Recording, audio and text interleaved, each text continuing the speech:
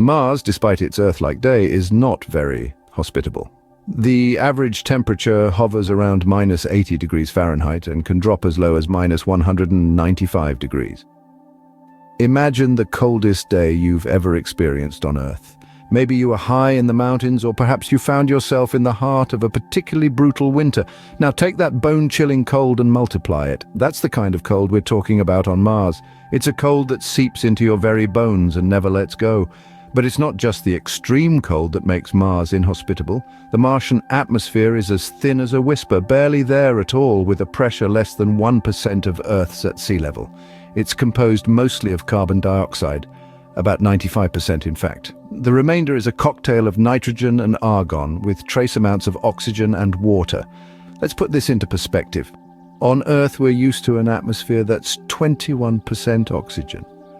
On Mars, you would be lucky to find even 0.5%. That's not enough to support human life. It's not even enough to support a candle flame. And it's not just the lack of oxygen that's the problem. The thin Martian atmosphere offers little protection from the sun's harmful radiation. On Earth, our atmosphere and magnetic field shield us from the worst of the sun's rays. On Mars, you're exposed.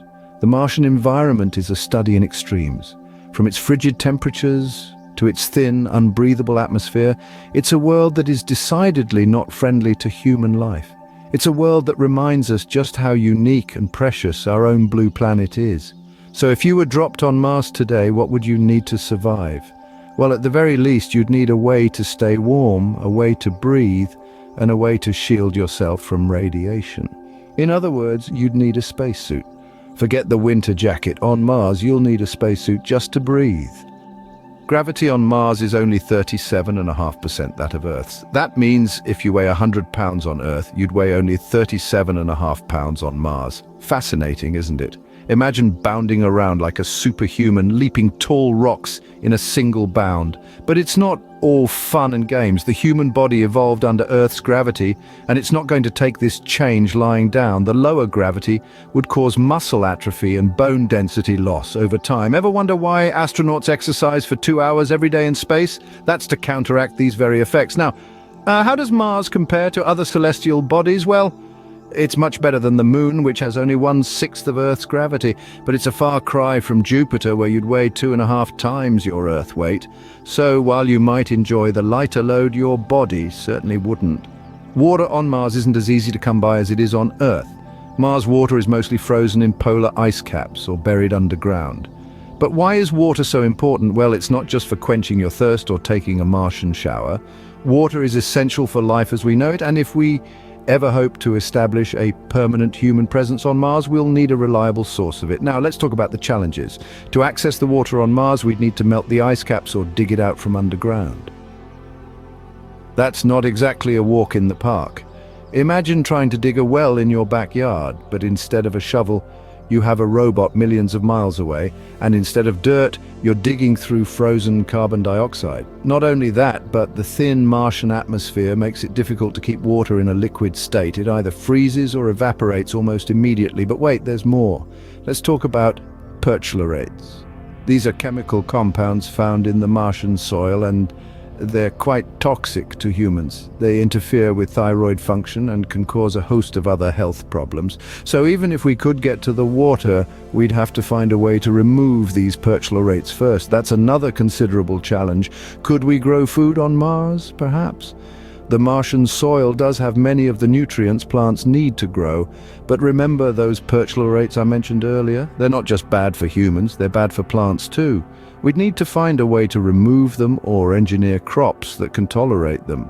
So, as you can see, living on Mars isn't just about building a habitat and hopping on the next rocket. There are significant challenges to overcome, not the least of which is securing a reliable source of water. Farming on Mars is not going to be as simple as planting a seed and watching it grow. Given the extreme temperatures, thin atmosphere, low gravity, and scarcity of water, surviving on Mars is no easy feat. Yet, the human spirit thrives on challenge, and the red planet offers a tantalizing one. Let's look at the cold, hard data.